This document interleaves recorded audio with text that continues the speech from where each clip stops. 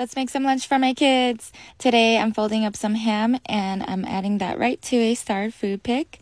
Next I have some cheese and I'm also doing the same thing with a turkey slice. I added that to our bento box. I'm cutting out flowers and hearts out of the cheese, made the hearts a little bit thicker. Now I have some crackers. I have 2 different kinds and I'm just layering them. Now for our side dishes, I have some fruit here. I'm adding some cherries and blueberries. Make it a little extra. I'm making zigzag cuts around the whole blueberry, makes it into these cute little starburst. I added some carrots and now I'm doing the same with a cucumber. Ta-da, so cute. And I added those in. I'm using dinosaur food picks for those.